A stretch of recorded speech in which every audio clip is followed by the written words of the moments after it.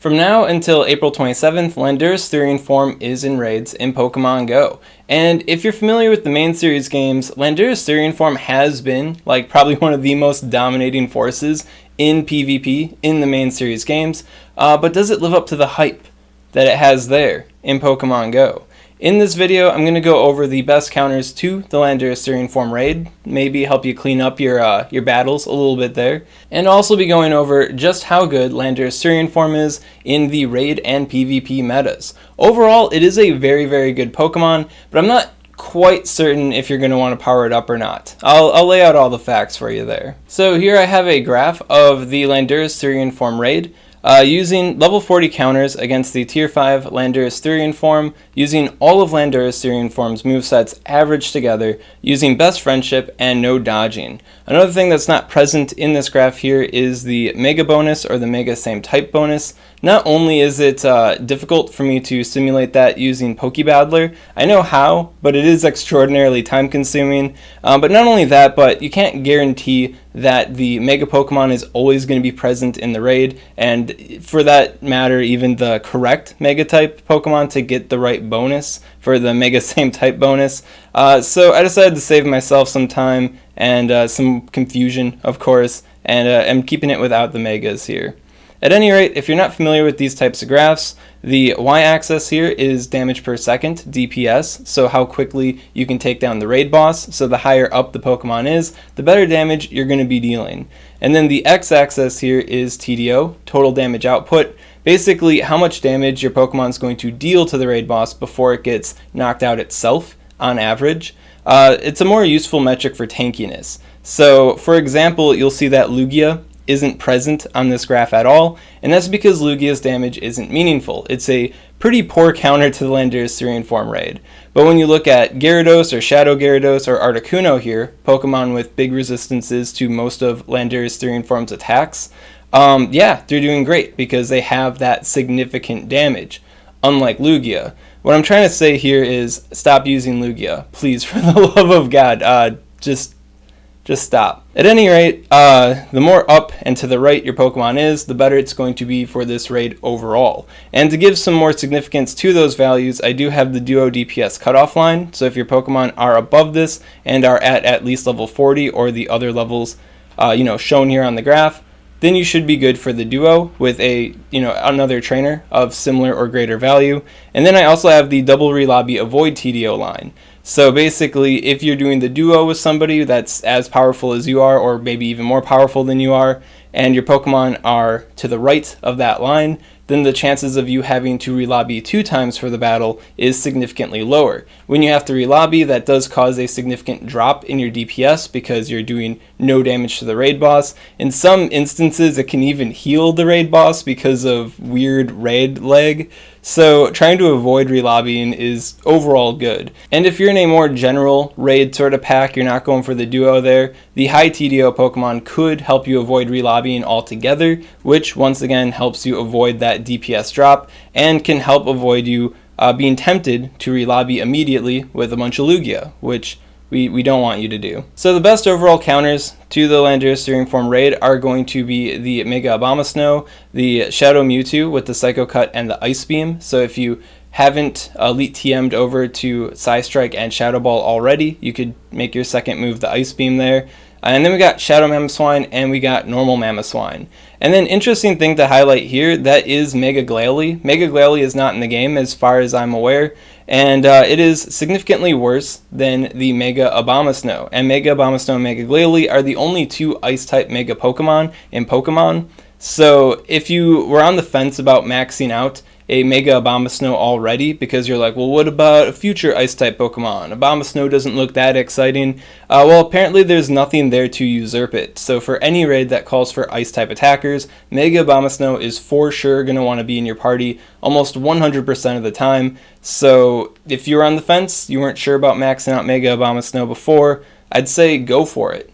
Another cool thing to highlight with the Mega Abomasnow there is that normal Abomasnow, the not Mega one, is really good in Ultra League and Ultra League Premier Cup. Both of them, extraordinarily good attacker, and even when you're taking it to level 50, it can cap before 2,500 CP.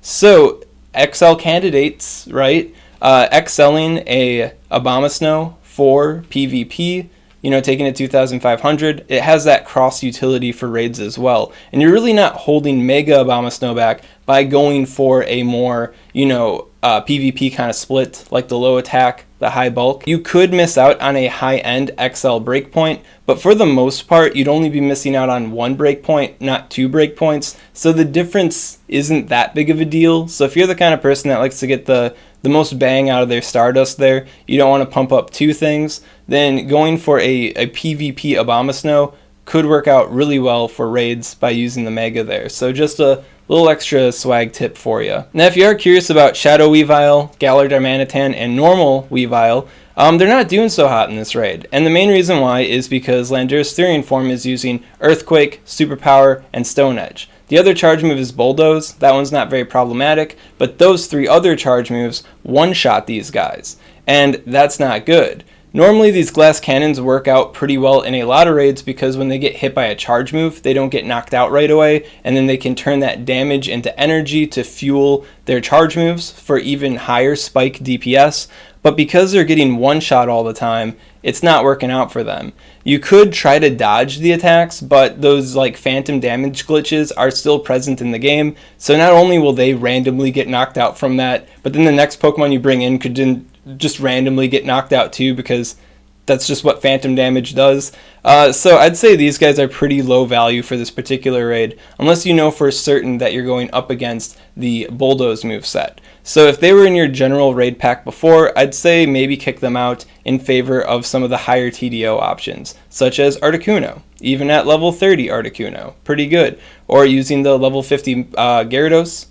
Even outside of rainy weather, even outside of being a Shadow, even outside of being a Mega, the level 50 Gyarados I'd say would have a bit more value than these high DPS glass cannon guys who are getting one shot. To that end, Glaceon does stand out a little bit more than usual in this particular raid. Usually Glaceon is neck and neck with normal Weavile, but because Glaceon can actually tank a hit, unlike these guys, starting at level 38, of course, level 33 it will get one shot. But at level 38 and beyond, it can actually take a hit from Landorus Therian Forme, turn that damage into energy, and be a lot more consistent.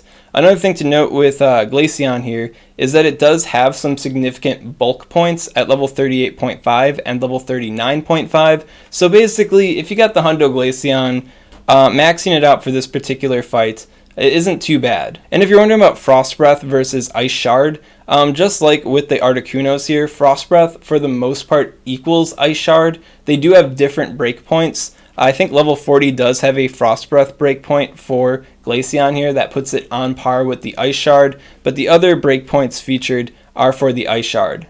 Same with the Articunos. So if you are curious, you could check out the DPS TDO calculator on GamePress, link in the description. See if you're hitting the Frost Breath or the Ice Shard breakpoint, and then I guess compare that to Pokebattler and see precisely how much better you're doing with one fast move or the other.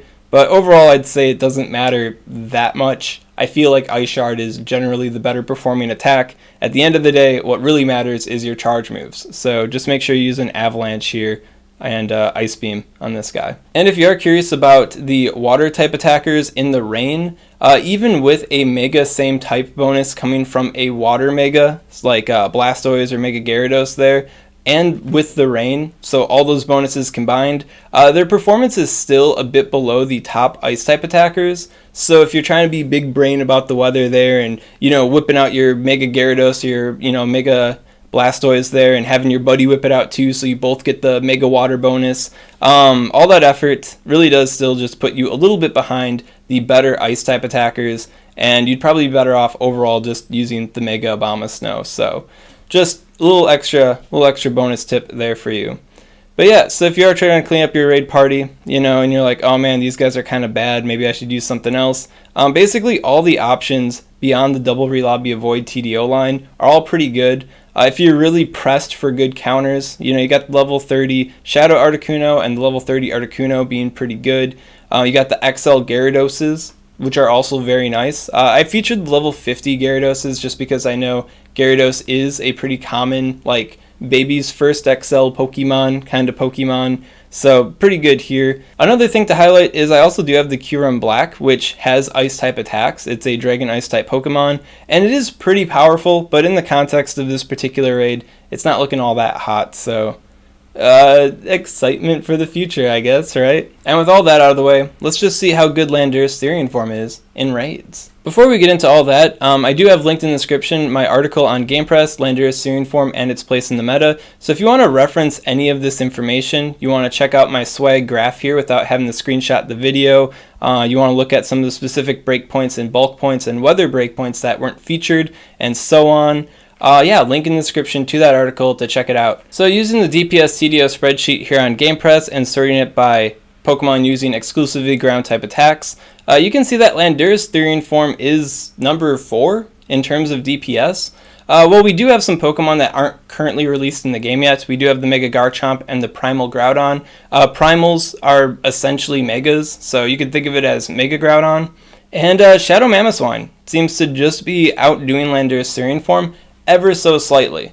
That said, the Shadow Mamoswine does have the Ice subtype, so in a lot of specific fights it will end up being a lot worse than Landorus Therian Forme because it will get KO'd much more quickly, and as you just saw with the Weaviles and G-Darm over there, getting KO'd quickly can impact your DPS quite significantly. So overall, as far as Pokemon that are currently released in the game, in this general DPS TDO setting, you can see that Landorus Therian Forme is on top. Of course, the future is coming on. We do have Mega Garchomp, we got Primal Groudon, Mega Swampert really isn't that far behind Landorus Therian Forme, but these Pokemon are Mega Pokemon. You can only have one Mega Pokemon in your party, so if you're going to fill your party up with 5 other things, it looks like Landorus Therian Forme is pretty powerful. Speaking of power, if you sort this by the DPS of the third power times TDO, which is a good general overall metric for a Pokemon's like overall goodness, so like tankiness combined with its damage output,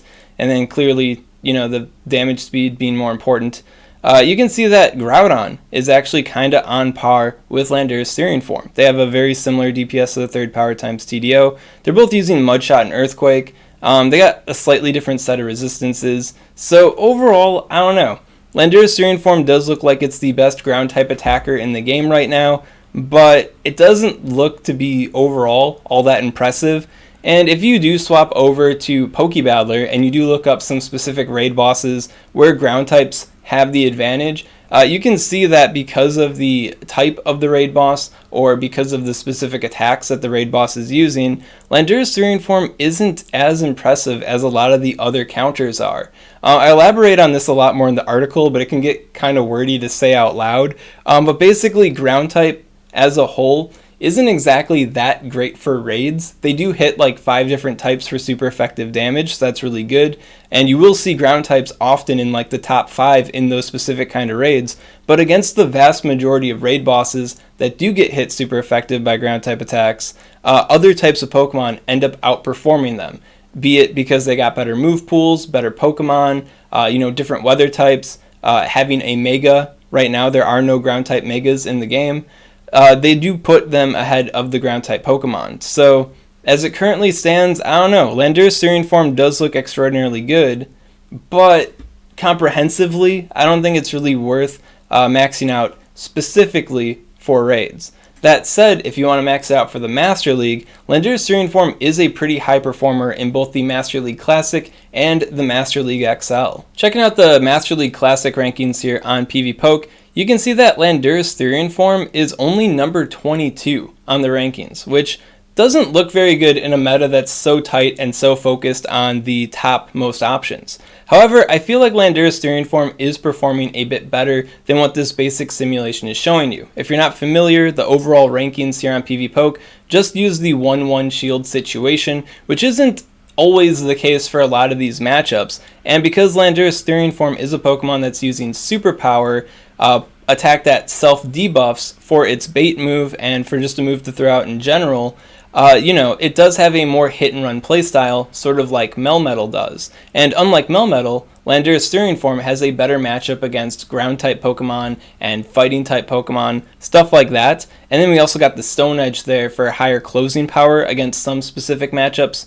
Rock Slide and Earth Power definitely are better moves, It's unfortunate that Landorus Therian Forme did lose those attacks, but I feel like Landorus Therian Forme still has a lot to work with here.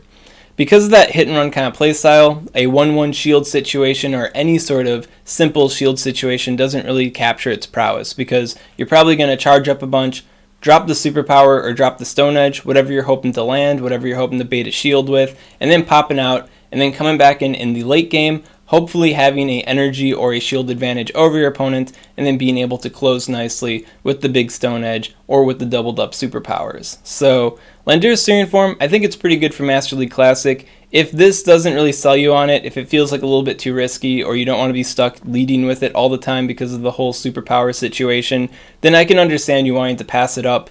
I'd probably pass it up too, but I kind of pass up the whole Master League in general because like you kind of need hundos to do well, and if you don't have that, then you're going to be missing those break points, and that always kind of hurts. So yeah, but not a bad Pokemon. And then when you swap over to the Master League XL, you can see that Landorus Therian Forme is the king of the Master League XL meta. And a big reason for this is because there really aren't any other legendary Pokemon that can be XL'd aside from Landorus Incarnate forms. So yeah, so it's the king now, but how will it be in the future as we get more options to easily XL for this particular meta? I really can't tell you. But I think this does give a pretty good showing of just how powerful Landorus Therian Forme can be even in the classic Master League. Because if it's able to do this well as the XL Master, you know, clearly it's got some play in the normal Master League there. One thing I do want to highlight though, with the Master League XL or the Open Master League, whatever you want to call it, is, I don't know, it just feels like kind of goofy if you really think about it. You need 296 XL candy to max out a Landorus Therian Forme, and if you think about the amount of raids that you have to do, it's like between like 60 and 74 raids, depending on how you look at it, depending on how you budget your trades and stuff like that. Over 60 raids to get the XL candy for that. And that's not even to get the hundo, because you have like a 1 in 216 chance or something to that effect to get the hundo. You know, and doing 74 raids I think only gives you like a 30% probability to get that Pokemon. So you're probably going to have to do a lot more than that to actually get the hundo. So it is kind of awkward to really think about promoting the Master League, because it's like you got to spend a lot of money to do that. And of course you could use options that you don't have to spend money on, but at the end of the day, it's like, what, you're going to be the one not using the maxed out Landorus Therian Forme? So if you are interested in this type of league though, I do have some good news for you. The HP stat is actually an empty stat. Yeah, so you can see that the stamina here is 184 with the 15-15 IV spread. You swap to the 15-15-14, it's the same. It's still 184. And the same thing happens at level 40. You can see it's got 173. It still has 173, even with the 15. Because of that, after the 74 raids or whatever, that does bump up your probability of getting the quote-unquote hundo by like 10% or 15%, something like that. So it is a little bit nicer, but still, I don't know. I'm not too interested in the Open Master League like at all, just because it does seem like a whale fest waiting to happen, and we're now breaking ground into that with the Landorus Therian Forme XL, the like $50 Pokemon if you want to win in the Open Master League. So kind of goofy. So that wraps it up on my thoughts about the Landorus Therian Forme. As far as the raid boss goes, taking it down with Ice type Pokemon, clearly the name of the game. But if you're using the Weaviles or the G-Darms, maybe swap them out for something else, because getting one shot really doesn't do anything well for your DPS there. As far as its own performance in raids goes, it is the quote-unquote best ground type attacker in the game, but when it comes to the electric type targets, the Pokemon that ground types are mostly useful against, it does have that flying subtype, which does hurt its bulk a bit compared to, Garchomp that has the triple resist and non-flying ground type Pokemon that just have the straight up double resist. So it is kind of awkward for that, because when it comes to the non-electric type raid bosses, usually other types of Pokemon end up outperforming them. So best ground type attacker, good job. It's kind of awkward. I really wouldn't max it out unless you were planning on using it in the Master League PvP. When it comes to the Master League Classic, I think it is a pretty phenomenal hit and run Pokemon. It's sort of like Groudon, but it can actually hit flying type Pokemon. And I'd say it's a little bit more like the Melmetal, but with a very different type, giving it very different type matchups, of course. So I think it's pretty good there. And then, of course, when it comes to the Master League XL, the Open Master League, it is the best Pokemon there, but it is the only legendary Pokemon, aside from the Incarnate form, that you can actually XL for the Master League XL. So it's kind of like, of course it's really good right now, but once we get future legendary Pokemon, it might kind of fall back a bit. And then on top of that, you have to do like well over 70 raids to even use it in Master League XL, which can get a little costly. So I don't know. I'm not too interested in the Master League XL altogether because of that. At any rate, that's all I got to say on this topic. If you want to reference any of the information in this video, of course, link in the description to the article on GamePress. If you have any questions on this content, comment below, let me know what's up, and I'll be happy to help you out. And if you enjoyed this content and you want to see more like it, well, make sure to subscribe to SwagTips.